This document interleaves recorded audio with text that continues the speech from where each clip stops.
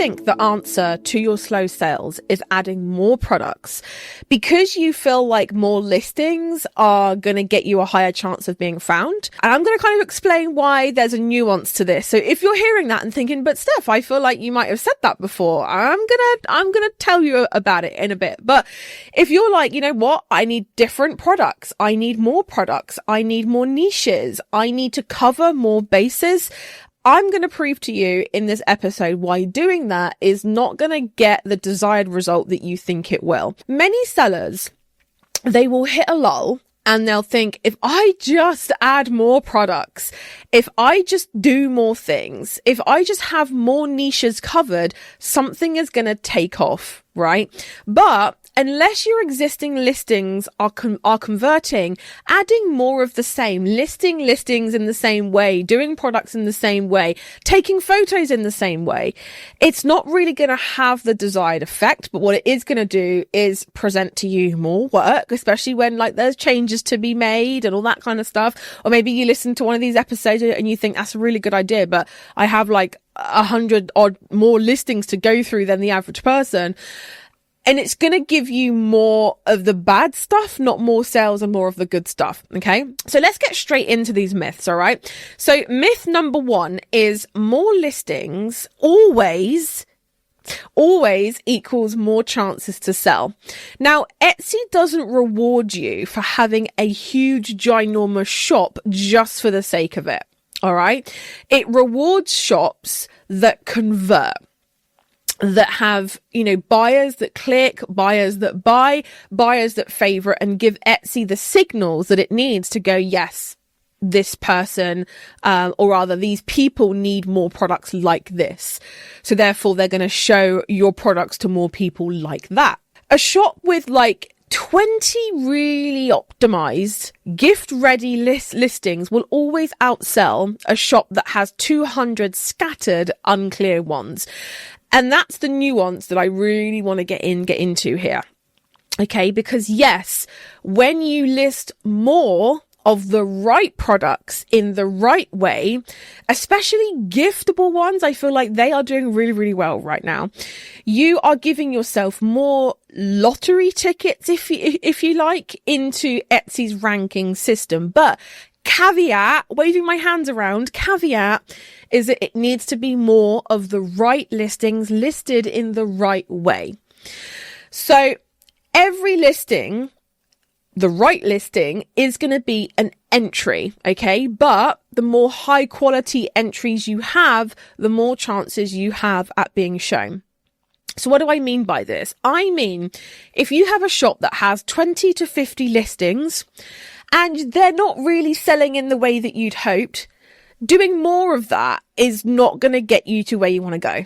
All right. However, if you have a shop that, I don't know, has 35 listings and 5 do really, really well, listing more products like that, doing more things that people like, is going to get you more entries into like the Etsy algorithm lottery. You know what I mean?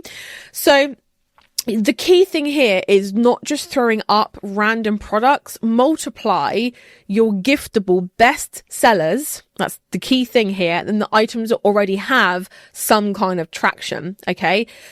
So you really want to just be making sure that before you get tempted into doing more, that you're actually doing more of the right things. Okay. An example here is that I coached someone who sold jewelry. Okay. And she had one necklace that sold really, really well, but instead of making 10 unrelated items, instead she created 5 variations of that product. So things like different metals, gift sets, there was a personalized option. There was a one that was gift wrap, lots of different versions. Okay. Etsy treated each of the other products as a ticket in search. Basically saying is that, okay, people already liked similar products, so therefore it showed more people straight off the bat. And therefore Etsy got more signals because people were interacting with the new listings the same sort of way as it did the original one that did well. Does that make sense? Together, they built momentum that pushed her whole shop. So a quick win for you is look at your top 3 giftable products. Brainstorm 3 to 5 variations of each one. So different colors, sizes, bundles, all those kinds of things. These aren't just extra listings. They are extra chances to win the Etsy ranking lottery, which... Hey boss, quick question. Are your listings actually bringing in sales, or are they just sitting there gathering digital dust? If you are tired of views without orders, join me for the Listathon week, the free follow along challenge where you'll finally create listings that actually sell. Over the 4 days, I'm going to show you how to identify your best sellers, optimize your listings so that they actually get found, double your listings in less time, and market your shop without spending hours and hours on social media. It all kicks off October the 6th inside of the Handmade Bosses group, and it's totally free. So you can sign up now by going to handmadebosses.com/listathon week. That's handmadebosses.com/listathon week. We'll also pop it in the show notes for you, because don't wait, your next sale could just be one listing away, and this free challenge could be the thing that finally turns your shop on hyperspeed mode. What we want. Now let's move on to myth number 2. So this is that one might take off.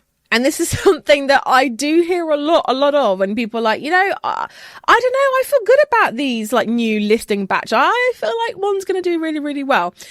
Uploading random products equals weak SEO signals, right? So you really need to make sure that you're not just doing like a whole bunch of random stuff. And I'm going to put the emphasis on the word random.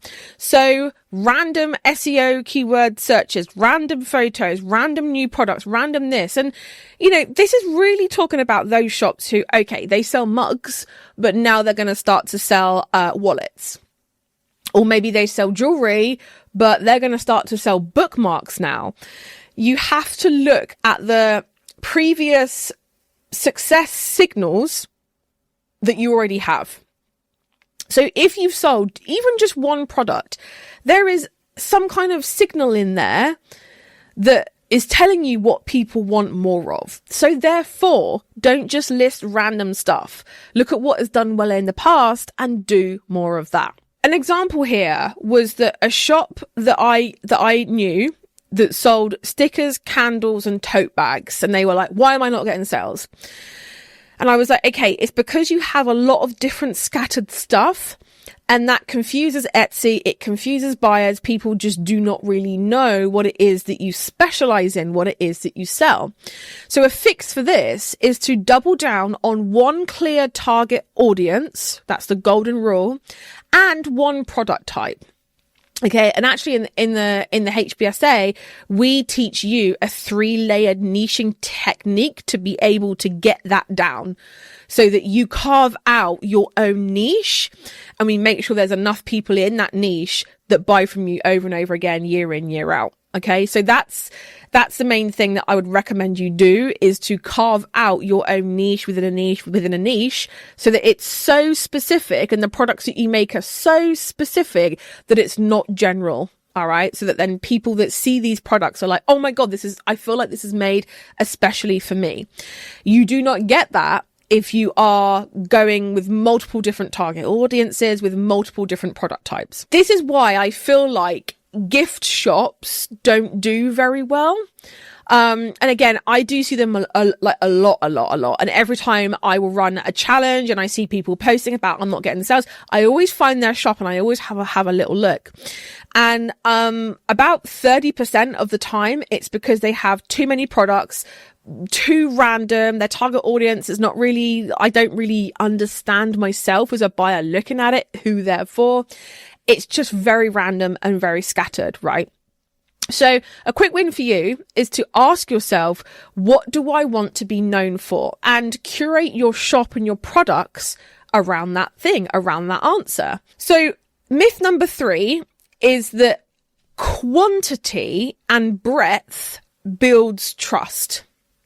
Okay, now sellers often think that offering everything to all people makes them look professional, but the opposite is actually true here, because like I keep saying, if you have too many different things, that causes confusion. People do not know what you want to be known for. And I think like the elephant in the room here is, and I can speak on this as someone with ADHD, I can definitely speak on this, is that like I feel like people will look at a shop like that and think, well, this week she's doing jewelry and doing really well at it, but next week she might close that down and be doing something else, water bottles. And I'm not going to get my jewelry order, or it's going to be rushed. It's going to be very random. People do not want to feel and think that you might be here this week, but gone the next. And that's the kind of vibe that you're giving people if you do have lots of different scattered stuff. So it's really important to just make sure that you are not coming across as a scatterbrain. You know what I mean? Which I know sounds awful, but you have to understand that people are trusting you with their hard-earned money. They've never seen the product. They've never come across you before. They don't know you. You are a random person on the internet. When you do have a weird shop with lots of different things in, serving lots of different people, immediately that turns buyers off because they feel like they can't trust you. People love, and I mean, human beings in general, they love to like categorize people and understand people. And your buyers can't do that with your business if you're not allowing them to by having lots of different stuff. Okay. I once saw a shop that sold resin keychains, and they were really, really good, crochet hats and wall art prints. And I was like, okay, none sold well, needless to say, because buyers just could not tell what that shop was all about. They couldn't categorize them. Now, if it was just really amazing, bright, zingy resin key rings, fantastic. You are the resin keychain shop, the resin key ring shop, and that's what you are. But at this moment in time, no one really knows what that shop is. So a quick win for you is to pick your best seller, the products or product that does the best for you, and brainstorm 3 variations. I call this the 6 degrees of separation technique. And this is where you're looking at, okay, how can I create more but keep it different? So different sizes, colors, seasonal packaging, all those kinds of things. So the big picture that I want you to see here is that more products don't fix sales. Optimizing what you already have and listing more of the same, that does. So if you were to do just one thing from this episode, that would be to take your top product and create 3 variation ideas. Create 1 this week, 1 next week, the week after. Instead of uploading something brand spanking new, create listings based off of what's already working. All right. So guys, thank you so much for joining me on this episode of How to Be a Handmade Boss. I'd appreciate you so much if you could subscribe, whether you're watching on YouTube, listening on the podcast, wherever you are consuming this. And thank you so much again. And I will see you same time, same place next week for another episode of the How to Be a Handmade Boss show. Thank you so much for tuning in today. If you love this episode, make sure you hit the follow button so you never miss the next one. And also, why not come and hang out with me on Instagram? It's at Handmade Bosses for daily tips, behind the scenes. And also don't forget, you can catch the video version of this podcast over on YouTube too. Until next time, keep going towards your handmade business goals, boss, because the world really does need those special creations that only you can make.